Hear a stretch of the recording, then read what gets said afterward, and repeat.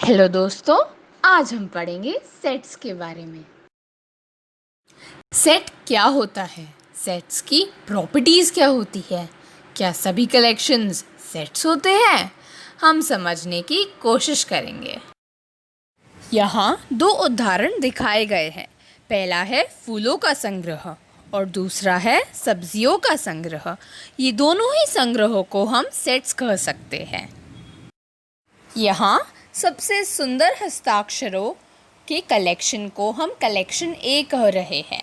ये collection well defined नहीं होगा क्योंकि हर व्यक्ति की सोच और पसंद अलग होती है।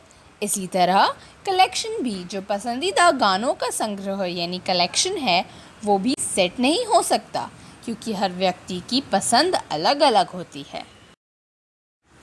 सेट को हमेशा कैपिटल लेटर से ही संबोधित किया जाता है। जैसे ए शब्द मैथ्स के अक्षरों यानी लेटर्स का सेट है, तो सेट लिखने के लिए हम कर्ली ब्रैकेट का ही प्रयोग करते हैं। मैथ्स के अक्षर हम उसी ब्रैकेट के अंदर लिखेंगे और उनके बीच में कॉमा डालेंगे, जैसे दिखाया गया है। ये अक्षर M A T H S जो सेट ए का हिस्सा है, उनको हम एलिमेंट्स कहते हैं और एलिमेंट्स सेट को बिलोंग करते हैं।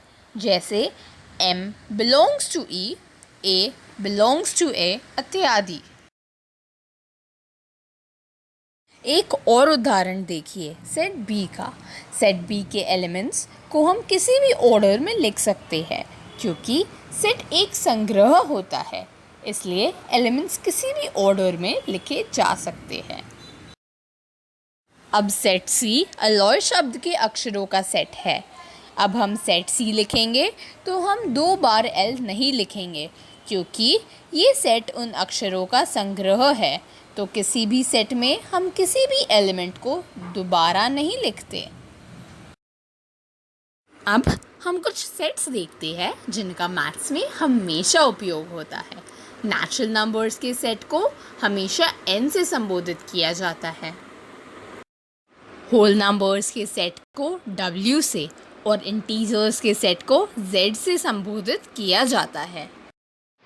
रैशनल नंबर्स के सेट को Q से और रियल नंबर्स के सेट को R से संबोधित किया जाता है। सेट को 2 तरीकों से लिखा जा सकता है। पहला टैब्यूलर फॉर्म और दूसरा सेट बिल्डर फॉर्म। मान लीजिए कि 10 से कम जो प्राइम नंबर्स हैं उनका सेट A है, तो टैब्यूलर फॉर्म में हम वो सारे प्राइम नंबर्स लिख देंगे, परंतु सेट बिल्डर फॉर्म में हमें एक नियम के अनुसार ही उनको लिखना पड़ेगा। जैसे सेट A ये सेट है वो सारे x एलिमेंट्स का है जो प्राइम नंबर्स और 10 से कम है। अब और अच्छे से समझने के लिए थोड़े से उदाहरण देखिए।